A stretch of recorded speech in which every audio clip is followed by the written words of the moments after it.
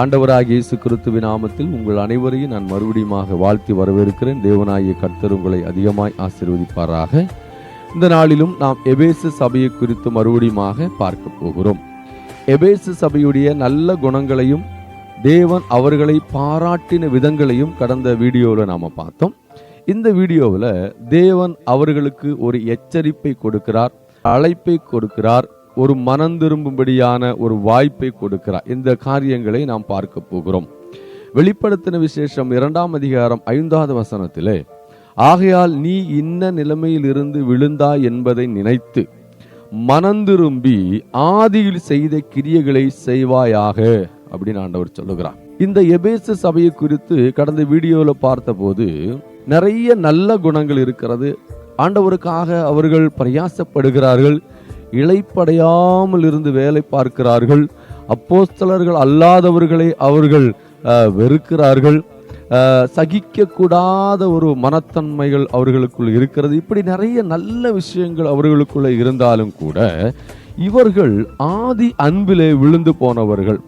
நல்லா கவனிங்க, தேவன் நம்மில் என்ன எதிர்பார்க்கிறார்? நமக்கு இவ்வளவு குவாலிட்டி இருந்தும் கூட அன்பு இல்லைன்னா ஒண்ணுமே இல்லை அப்படின்னு சொல்லி இந்த வசனம் நிரூபிக்கிறது. அதனாலதான் ஆண்டவர் சொல்லுகிறார், நீ சீக்கிரமாய் மனம் திரும்பு. ஏன்னா ஆண்டவர் ஒரு விஷயத்தை நமக்கு தெளிவுபடுத்துகிறார். நீங்க எவ்வளவுதான் எனக்காக பிரயாசப்பட்டு பிசாசுகளை விரட்டி வியாதிகளை குணமாக்கி அற்புதங்கள் எல்லாம் செஞ்சிருந்தாலும் உங்களை நான் தேவனுடைய ராஜ்யத்துக்குள்ள கொண்டு போக முடியாது. மத்திய எழுதின சுவிசேஷம் 7ஆம் அதிகாரத்தில் வாசிச்சு பாருங்க, இரவு முழுவதும் கர்த்தாவே கர்த்தாவே என்று கூப்பிட்டும் அவர்கள் அன்பில்லாதவர்களாக இருப்பார்களே ஆனால், கிரியை இல்லாதவர்களாக இருப்பார்களே ஆனால், ஆண்டவர் சொல்லுகிறார், நான் உங்களை அறியேன். இந்த வசனத்தை கேட்டு இந்த வசனத்தின்படி தன் வாழ்க்கையை வாழுகிறவர்கள் மாத்திரம்தான் அவருக்கு பிரியமானவர்கள் என்று சொல்லி வேதம் சொல்லுகிறது. இப்போ ஆண்டவருக்காக நீங்க கடினமாக உழைக்கலாம், ஜெபிக்கலாம், காணிக்கை கொடுக்கலாம், உபவாசம் இருக்கலாம், ஊழியம் செய்யலாம், கைப்பிரதி கொடுக்கலாம், ஏன் ஆண்டவருக்காக நிந்தை அவமானங்கள் கூட நீங்க சகிக்கலாம். ஆனாலும் ஆண்டவர் சொல்லுகிறார், நான் உங்களை அறியேன். உங்கள் சரீரத்தை சுட்டரிக்க கொடுத்தாலும் அன்பு இல்லாவிடில் ஒன்றும் இல்லை என்று சொல்லி 1 கொரிந்தியர் 13ஆம் அதிகாரத்திலே சொல்லப்பட்டிருக்கிறது. அன்புதான் முக்கியமானது என்று வேதம் சொல்லுகிறது. இந்த இடத்துல பாருங்க, அன்பு இல்லை என்பது பெரிய பாவமாக ஆண்டவர் சொல்லுகிறார். அதாவது அன்பு இல்லை என்று முழுமையாக நாம சொல்ல முடியாது. இவர்களுடைய பிரச்சனை என்னன்னா, ஆதியில் இருந்த அன்பு இல்லை. முதல்ல ரட்சிக்கப்பட்டு வந்த போது ஆண்டவர் மேல இருந்த அன்பு, மக்கள் மேல இருந்த அன்பு, இப்போது அது குறைந்து விட்டது. நீங்க நிறைய விஷயங்களிலே ஈடுபட்டு செயல்பட்டு வந்தாலும் கூட அன்பு குறைவாக இருக்கிறது என்பதை எச்சரிக்கிறார். நாம நம்முடைய வாழ்க்கையை கொஞ்சம் கவனமா பார்க்கணும். ஆதியிலே கொண்டிருந்த அன்பு இருக்கிறதா? ஆதியிலே ஆண்டவர் மேல் வைத்திருக்கிற அன்பு இன்றும் நம்மோடு கூட இருக்கிறதா? இல்லை என்றால் சீக்கிரமாக மனம் திரும்பும்படியாக ஆண்டவர் அழைக்கிறார். அதனால நாம் நம்முடைய வாழ்க்கையை தேவ கரங்களிலே ஒப்பு கொடுக்க வேண்டும். மனம் திரும்புவதற்கு, கிறிஸ்துவின் கட்டளைக்கு உட்பட்டு வாழ்வதற்கு ஒரு சபை முழுமையாக அர்ப்பணம் செய்ய வேண்டும். ஏன்னா அவர்களுக்கு நியாய தீர்ப்பு வரும். ஒருவேளை அவர்கள் மனம் திரும்பாமல் இப்போது இருக்கிற அந்த கண்டிஷன்லேயே அவங்க வாழ்ந்து கொண்டு இருப்பார்களே ஆனால், நியாய தீர்ப்பு நாள் வரும்போது நிச்சயமாக தேவனுடைய ராஜ்யத்தை அடைய முடியாது. உதாரணமாக, அவர்கள் கடவுளுக்காக எல்லாம் செய்யலாம், எவ்வளவு வேணாலும் கஷ்டப்படலாம், எவ்வளவு வேணாலும் பணத்தை கொட்டலாம், ஆனால் அவர்களுக்கு அன்பு இல்லை அப்படின்னா வேத வசனத்தின் அடிப்படையில தேவனுடைய ராஜ்யத்தை இழக்க வேண்டியதாக இருக்கும். அதனாலதான் ஆண்டவர் சொல்கிறார், உன் விளக்கு தண்டை அதனிடத்தில் நின்று நீக்கி விடுவேன். உன் விளக்கு தண்டை அதனிடத்திலிருந்து நீக்கி விடுவேன். இது ஒரு நியாய தீர்ப்பின் அடையாளமாக இருக்கிறது.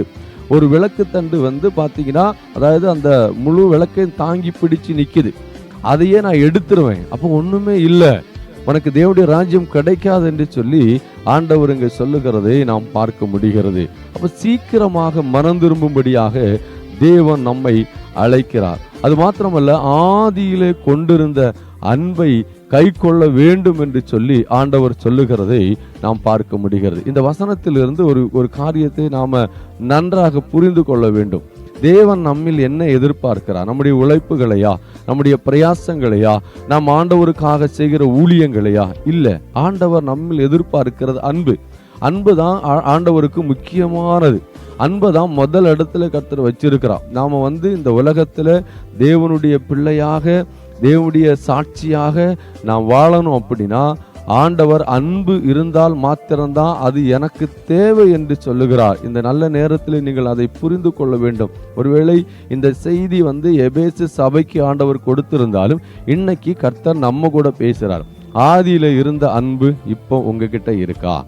ஆதியில இருந்த அன்புக்கு நீங்க திரும்புங்க. ஆதியில நீங்க என்னோடு எவ்வளவு நெருங்கினீங்க, என் கூட எவ்வளவு நேரம் பேசினீங்க, எவ்வளவு நேரம் ஜெபித்தீங்க, எவ்வளவு நேரம் பைபிள் வாசிச்சீங்க, எவ்வளவு நாட்கள் உபவாசம் இருந்தீங்க, எவ்வளவோ எனக்காக நீங்க வாழ்ந்தீங்க. ஆனா இன்னைக்கு அது இல்லை. இன்னைக்கு அது குறைந்து இருக்கிறது. நீங்க பிரயாசப்படுறீங்க, உங்களுக்கு இப்போ பணங்கள் இருக்கிறது, வசதி வாய்ப்புகள் இருக்கிறது. ஆதியில இருந்ததை விட இன்னைக்கு நான் உங்களை உயர்த்தி வச்சிருக்கிறேன். ஆனாலும் நீங்கள் என்னை விட்டு பின்னிட்டு போகல. அதாவது முழுமையாக பின்னிட்டு போகல. நீங்க என் கூட தான் இருக்கிறீங்க. என் கூட இருந்தாலும் நான் உங்களை தேவனுடைய ராஜ்யத்துக்குள்ள கொண்டு போக முடியாது. காரணம், அன்பு உங்களுக்கு குறைவா இருக்கிறது. அதாவது கனி கொடுக்காத மரங்கள் எப்போதும் அக்கினிக்கு இரையாக்கப்படும் என்பதை புரிந்து செயல்படுங்கள் என்று ஆண்டவர் சொல்லுகிறார். அதனால இந்த வார்த்தையினாலே கர்த்தர் உங்களை ஆசீர்வதிப்பார். ஆதியில் கொண்ட அன்பை விட்டுவிடாதபடி தேவ சமூகத்திலே நாம் இருப்போம்.